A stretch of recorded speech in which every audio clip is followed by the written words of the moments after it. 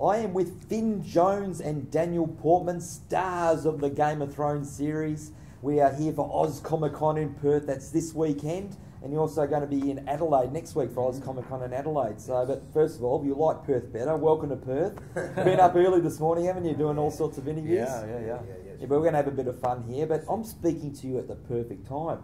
Game of Thrones starts. Season 5 starts on Monday. We're all excited about that, or what? Yeah, I can't wait. We've both seen the first episode. We went and saw it in San Francisco last week. No, a couple of weeks ago, I think. Oh, you saw it in London, didn't you?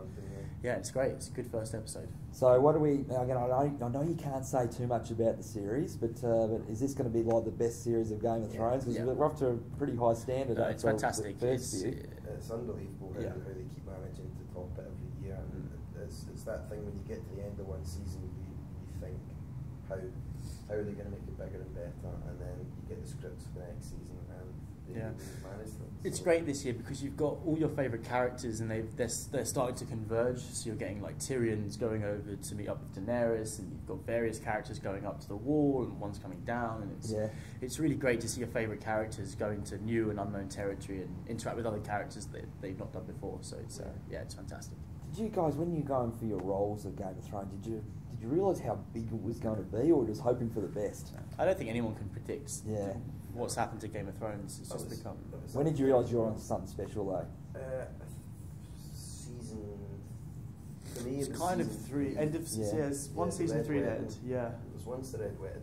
The Red Wedding. You forget the Red Wedding. The reaction videos came out, and I think that's when most people realised just how deeply people were into it and connected to it.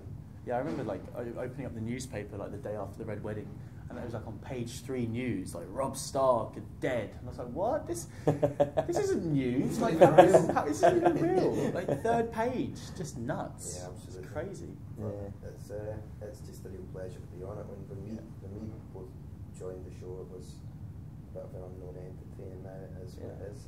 And it's great that we've been along for the ride. Totally. Well, you must get sick of people asking you about particular questions about your character, but feel comfortable. I'm not going to ask you. I'm not going to go there. I'm just going to probably ask you about, because I read that you went for 2 different characters in Game of Thrones, but you've got to be happy because those 2 characters I think have been killed off. So you've got to be happy with you're playing Podrick because you're still alive. They were, because the 2 characters I read for originally in the 2nd season were, I think one was in 1 episode and one was in 3 or 4 episodes, and I didn't quite fit them. I think I was maybe too young or something, so they brought me in to read for Podrick, and then 4 years later, they've lucked out a bit and got the best result out of that.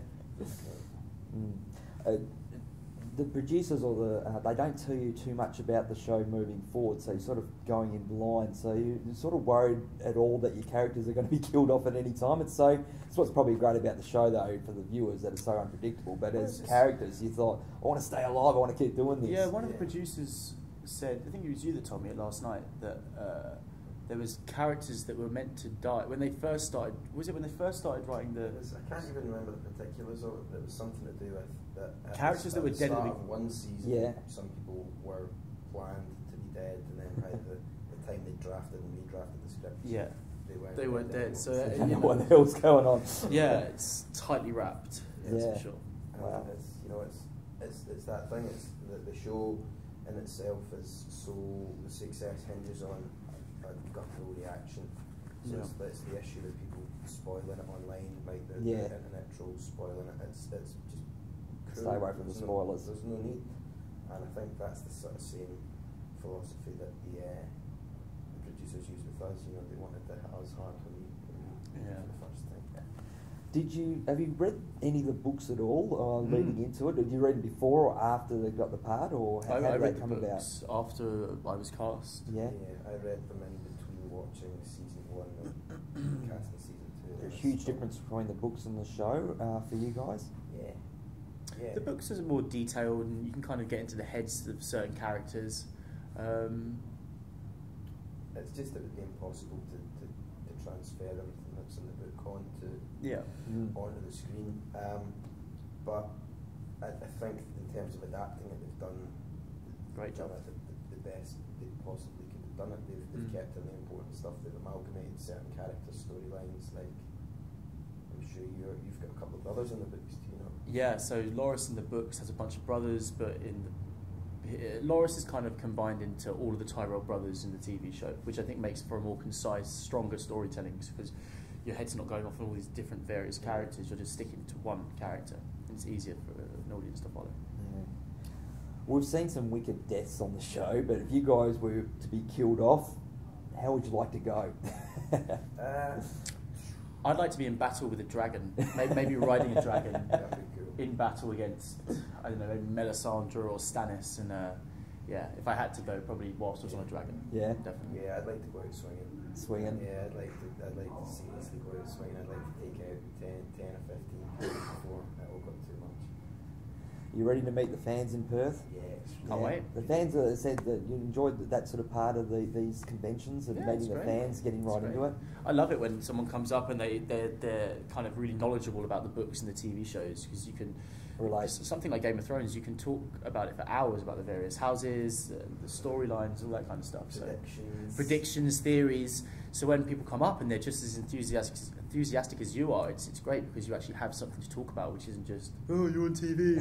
You know, you can actually talk about the story and the material. Is that what surprises you most about the fans at these conventions, that about the knowledge, or what surprises you most about us? Just to think that people care so much. Yeah. And it's so humbling. It's good to know. And so rewarding to know that, you know, your work means so much to so many people, and that there are people, when episode 10 finishes, they get the countdown on, and they're counting down the days until episode 1 of the next season starts again. And it's an important part of people's lives now in terms of their... The fact that people come and spend, you know, some time out of their day to come and see us is really nice. You know, it's wonderful. You know, like I can't. It's just really nice. It's wonderful. Have you both been to Australia before? Yeah. Yeah. How many times? I've just been there once. Once? To Melbourne. Melbourne? Last year, yeah. It's my third time now. Third time. All right, I'm going to test your knowledge on Australia. So when you come back, you ready for this? Yeah. Brace yourself. Who's the Prime Minister of Australia? Oh, Tony Abbott. Tony Abbott. Very good. Okay, if I asked you to grab a pair of flip-flops, what would I be asking you to grab? Oh, footwear. Thongs. What? Thongs. We don't call flip-flop. We call them thongs. Hang on. You call the shoes thongs. I suppose it's the same thing, isn't it? You've got the bit I'll always of think toe. that they don't go thong, they go flip-flop, but we call them thongs. That's funny. All right. Now, where do you find rattlesnakes in Australia? A, Perth. B, Adelaide. Or C, nowhere. I'm going to say nowhere. Nowhere. Yeah. We have more dangerous snakes in Australia than rattlesnakes. Oh wow. Thanks for that. All right, give us your best Australian accent. We've been trying this. We've been I've trying already this. done it today, mate. That's more of a New Zealand accent. Nah, New Zealand is a little bit more like Nah. this. It's a little bit more grating. Australia, mate. Australia, mate. Put a shrimp on the barbie. Barbie. Australia, mate. Oh, Australia's a hard one. That's Sorry. very well. I apologise. Okay. Now, Australians hold the world record for which? A, fastest beer bottle opening. B, largest Christmas cracker. C, most sheep sheared in 24 hours. That's or New D, Zealand. largest chicken dance. I'm going to say the beer bottle. The beer bottle. I'm going to say the chicken dance. It was B, the largest Christmas cracker. Oh, what? I was going to try and trick you with the sheep, but you nailed that Yeah, one with yeah, the New yeah. Zealand. Yeah, So yeah. that was always going to be a no-brainer. All right. Now, if someone asks you where the dunny is, what are they looking for? Toilet. Toilet. Very Yeah. good. So you've gone very well. All right. If I offered you a yabby, should you eat it? A yabby. A yabby. Sounds like chewy, so yeah, I'm going to eat a yabby. It's very similar to a shrimp. Throw another shrimp on the barbie. Oh, it's is very it? similar. Yabby? Yabby is very Oh, similar. So to what's a the difference shrimp. between a yabby and a shrimp? I don't know really. Are they- I'm Australian, I don't know even I know mean, I really. love shrimp. I think they're the same if you ask me. Yeah, But, maybe very it's a bit like a similar. langoustine or a crayfish or something. Yeah, Yeah. Yeah, I'll check it Now, out. have you boys tried Vegemite? Oh yeah, I love it. We have. You love it. We have Marmite. Most foreigners that come to Australia, I think what they try and do, they put too much on it. No, but we have Marmite, which is very similar. Yeah. I think it's probably the same, just a different More or name. less, It's yeah. great. I like to stick my finger in there. and Get just- different reactions about Vegemite. Yeah. I love it. You love how you eat it, don't you? Yeah. Those things. All right, so just finally, before I let you both go, I said thank you very much for your time. So just for a little teaser for the fans, why should they be watching Game of Thrones Season 5? It's just the best TV show in the world. No brainer, but I want the listeners and the fans to hear from you guys, not from me. Cool. So no, again, I want you to have a great time while you're in Perth, and said you'll enjoy Perth people again better than Adelaide. So have fun while you're here. And I said, like to thank you very much for your time, and look forward to seeing you over the weekend at Oz Comic Con. Great, thank you, man. Thank you. Thanks, boys. Awesome. Sweet.